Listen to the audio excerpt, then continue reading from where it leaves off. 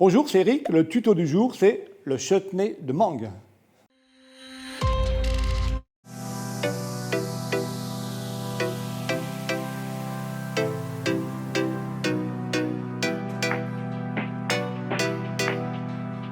Pour ce chutney de mangue, nous avons le sucre semoule, l'échalote coupée en petits morceaux et la mangue coupée en mirepoix. Mirepoix, c'est des cubes de 5 mm de côté à peu près, et le vinaigre de Reims. Avec le sucre, nous allons faire le caramel. Donc on a la casserole, on va mettre le sucre à sec, caramel à sec, on n'ajoute pas d'eau. Et l'idée du caramel, c'est d'avoir quelque chose, de ne pas le travailler, de ne pas y toucher ou très lentement.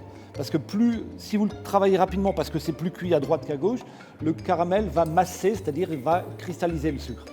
Et là, vous êtes coincé, il faut recommencer.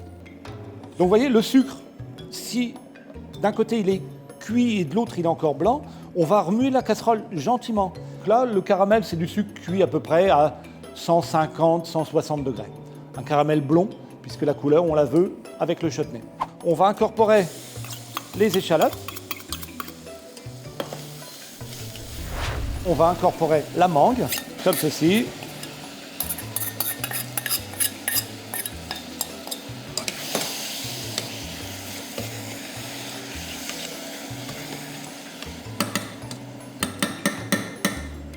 Le chutney, pour parler du chutney d'ailleurs, c'est un peu une confiture, un confit, un peu comme une marmelade d'orange, vous voyez, qui va être utilisée sur des viandes ou des poissons ou bien d'autres choses.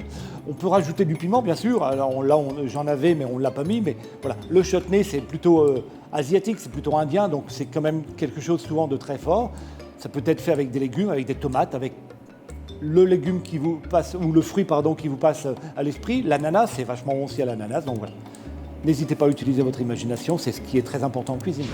Donc là, on va rajouter le vinaigre dans ce chutney. On va décuire un petit peu, mais là, bon, c'est un petit peu... voilà, c'est un petit peu arrêté la température. Là, je l'ai descendu un petit peu trop. Voilà, on va remonter et on va laisser évaporer tout ça. Notre chutney est prêt. Vous voyez, il a une couleur ambrée. On va le mettre dans notre bocal pasteurisé. Et là, on va pouvoir garder ça à l'abri de la lumière, c'est plus sympa, c'est mieux, de façon à conserver cette couleur. Voici la recette. Merci de liker et de partager cette vidéo. Merci de nous avoir suivis. N'hésitez pas à nous envoyer vos commentaires. À la semaine prochaine. Salut!